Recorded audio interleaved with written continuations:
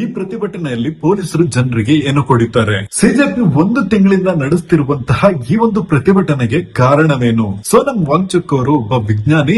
ಇವರು ಈ ಪ್ರತಿಭಟನೆಗೆ ಸಪೋರ್ಟ್ ಮಾಡಿಕೊಂಡು 21 ದಿವಸ ಉಪವಾಸ ಸತ್ಯಾಗ್ರಹನ ಮಾಡ್ತಾರೆ. ಮತ್ತೆ 21ನೇ ದಿವಸ ಅವರನ್ನ ಎತ್ತಾಕೊಂಡೋಗಿ ಹಾಸ್ಪಿಟ್ಲಿಗೆ ಸೇರಿಸ್ತಾರೆ. ಯಾರು? ಪೊಲೀಸರು.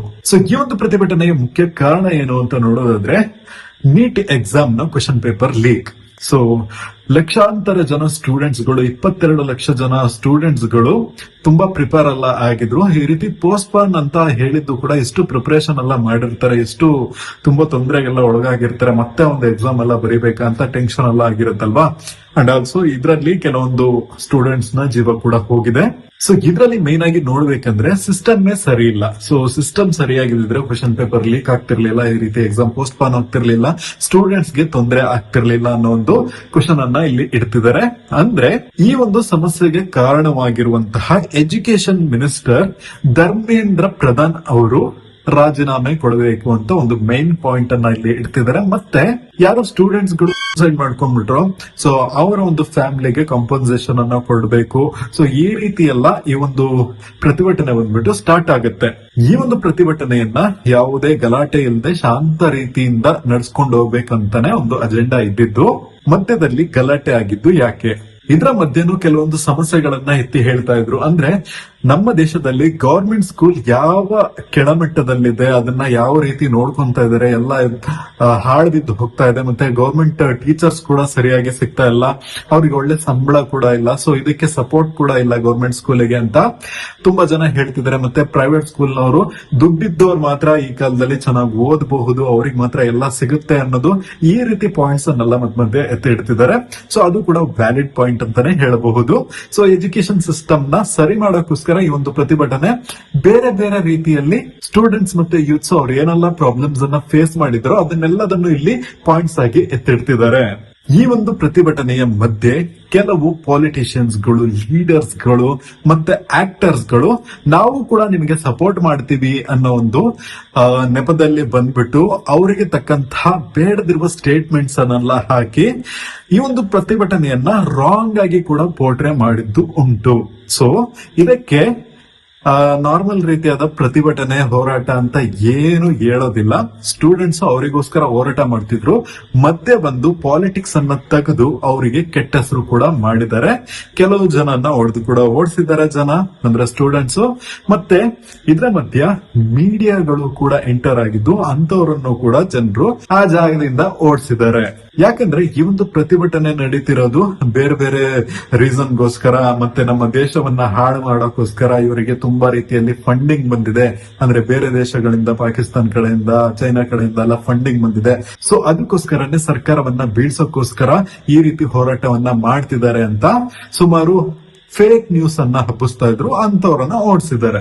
ಒಂದು ಒಳ್ಳೆ ಕಾಸ್ಗೋಸ್ಕರ ಒಂದು ಪ್ರತಿಭಟನೆ ನಡೀತಿದೆ ಅಂದ್ರೆ ಅದರಲ್ಲಿ ತುಂಬಾ ಜನ ಎಜುಕೇಟೆಡ್ ಮತ್ತೆ ಒಳ್ಳೆ ನಾಲೆಡ್ಜ್ ಇರೋರು ಇದ್ದಾರೆ. ಆಲ್ಸೋ ಅದ್ರ ಜೊತೆಗೆ ಕೆಟ್ಟದಾಗಿ ಬಿಹೇವ್ ಮಾಡೋರು ಕೂಡ ಇರ್ತಾರೆ. ಸೊ ಒಂದು ಪ್ರತಿಭಟನೆಯಲ್ಲಿ ತುಂಬಾ ಜನ ಬರ್ತಾರೆ, ಜನರು ಈಸಿಯಾಗಿ ಟ್ರಿಗರ್ ಆಗೋದು ಕೂಡ ಕಾಮನ್ ಇದರಲ್ಲಿ. ಓಕೆನಾ?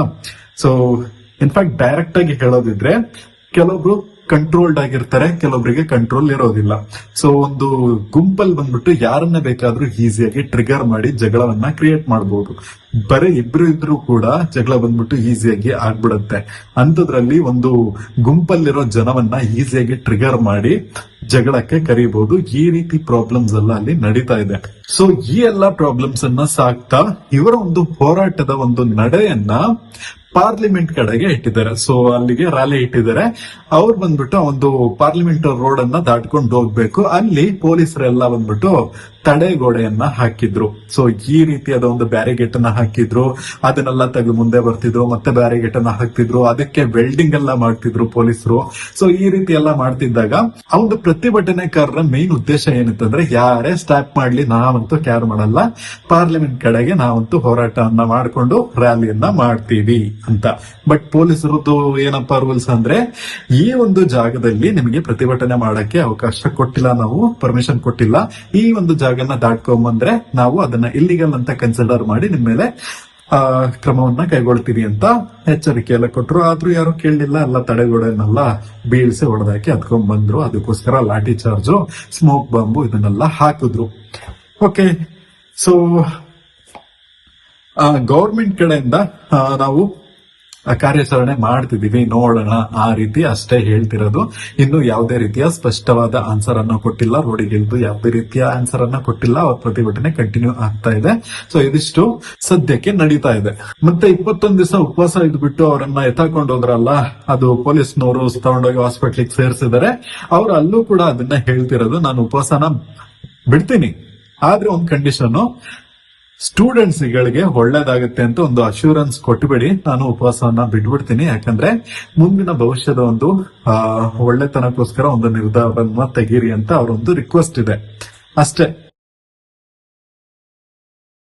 ಅಂಡ್ ನನ್ ಪ್ರಕಾರ ನೋಡೋದಾದ್ರೆ ಅಲ್ಲಿಯ ಜನ ಬಂದ್ಬಿಟ್ಟು ಅಂದ್ರೆ ಯೂತ್ಸ್ ಒಳ್ಳೆ ರೀತಿಯಲ್ಲಿ ಪ್ರತಿಭಟನೆ ಆದಷ್ಟು ಮಾಡ್ತಿದ್ದಾರೆ. ಸೊ ಹೋಗ್ತಿರೋರನ್ನ ತಡೆದಿರೋದು ಪೊಲೀಸರು. ಅದಕ್ಕೋಸ್ಕರನೇ ಅವರು ಬ್ಯಾರಿಗೇಟ್ ಎಲ್ಲ ಹಾರಿ ಆ ರೀತಿ ಎಲ್ಲ ಪ್ರಾಬ್ಲಮ್ ಅನ್ನ ಕ್ರಿಯೇಟ್ ಮಾಡಿದ್ದು.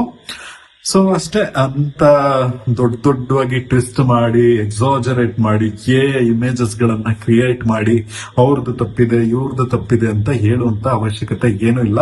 ನೀವು ತುಂಬಾ ಜನದ ವಿಡಿಯೋಗಳನ್ನ ಸರ್ಚ್ ಮಾಡಿ ನೋಡಿರ್ಬೇಕು, ಏನಪ್ಪಾ ಇವ್ರಿನ್ನೂ ವಿಡಿಯೋ ಹಾಕಿಲ್ಲ ಅಂತ. ಅವರೆಲ್ಲ ಕುತ್ಕೊಂಡು ಇಮೇಜಸ್ ನಲ್ಲಿ ವರ್ಕ್ ಮಾಡ್ಬೇಕಲ್ಲ, ಸ್ಕ್ರಿಪ್ಟ್ ಬರೀಬೇಕು ಅಂಡ್ ಇಮೇಜಸ್ ಎಲ್ಲ ಕ್ರಿಯೇಟ್ ಮಾಡಿ ನಿಮ್ಗೆ ವಿಡಿಯೋದಲ್ಲಿ ಕೂರಿಸ್ಕೊಂಡು ನಿಮ್ ಬ್ರೈನ್ ವಾಶ್ ಮಾಡ್ಬೇಕಲ್ಲ, ಆ ಕೆಲಸದಲ್ಲಿ ಬ್ಯುಸಿ ಆಗಿದ್ದಾರೆ. ಸೊ ಅದಕ್ಕೋಸ್ಕರನೇ ಇನ್ನು ವಿಡಿಯೋ ಬಂದಿಲ್ಲ. ಸ್ವಲ್ಪ ತಡೀರಿ, ವಿಡಿಯೋ ಬರುತ್ತೆ, ಟೈಮ್ ಆಗುತ್ತೆ.